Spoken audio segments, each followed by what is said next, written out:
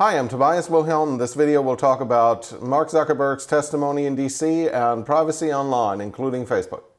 The key takeaway is most of the politicians have no idea how Facebook works. So most of us use social media every single day. Facebook, Instagram, Pinterest, Snapchat, and probably 50 others you never even heard of.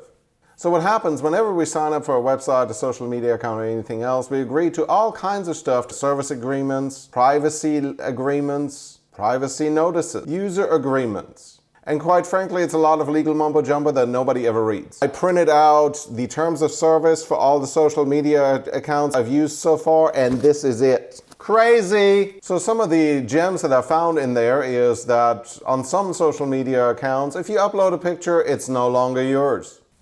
They can sell it to someone else and have them use your picture for advertising. Lose weight today! Can you imagine logging onto Facebook and there's a picture of you saying, would you date this guy? I'd be offended. So terms of service agreements have all kinds of interesting stuff. So if you read the one for Apple or Google, you'll find out that even though you're buying movies online, they're really not yours. I found this out the hard way whenever I got a new credit card and all of a sudden Apple wouldn't let me play any of the shows that I've purchased. I think this was Grey's Anatomy season 7. I was upset. We agreed to a bunch of stuff that we have never even read. And you really don't have a choice if you want to sign up.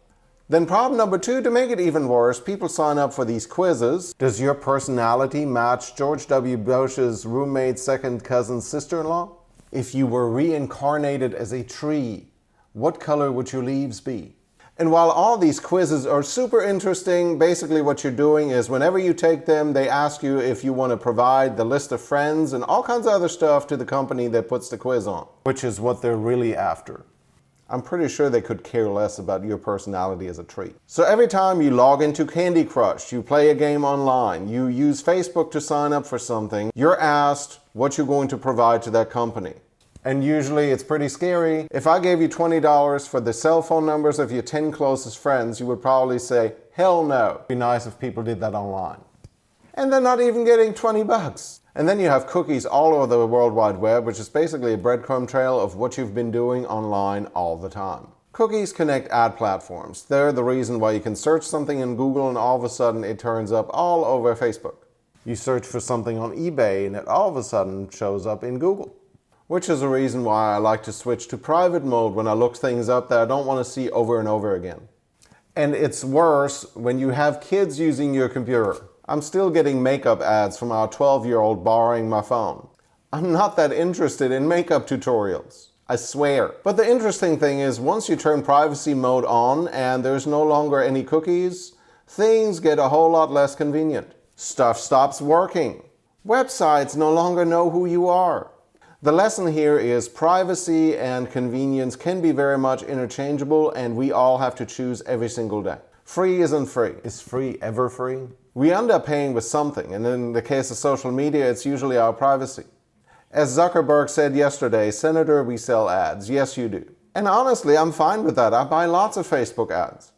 I just don't think it's fair for us to come back and blame Facebook for the stuff that we agreed to begin with. And by the way, even if we end up with a paid version of Facebook one day, it's still private property. It's theirs, not ours.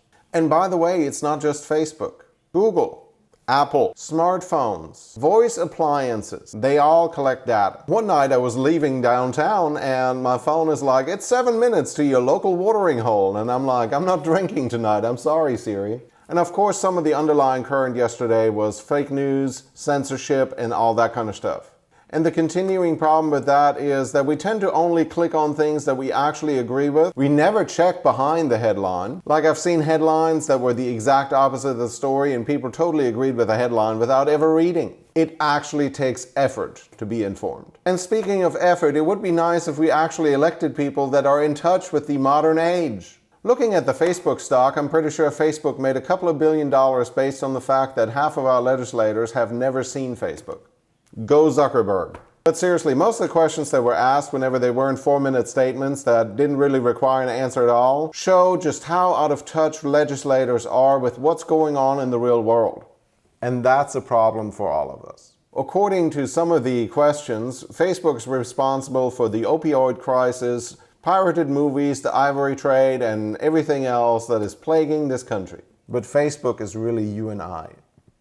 Let's face it, laws are notoriously out of touch with what's actually happening in the real world. Look, I understand you can't be an expert on everything, but at least be a little informed. So let's wrap this up. Most importantly, be conscious of your data and what you're putting out there, because more than likely, if you're putting it out there, it's out there without you ever being able to get it back. Think about what you're agreeing to and share whatever you're sharing on social media accordingly.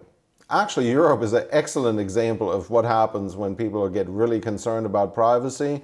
Half the people that I went to school with I couldn't find on Facebook for anything because they're using fake names. Witty fake names, but still fake names. Choose who you're sharing your data with. That includes Facebook and Google logins. Look, I know it's a pain in the rear to remember a bunch of passwords, but every time you use Google or Facebook to log on somewhere, you're sharing data.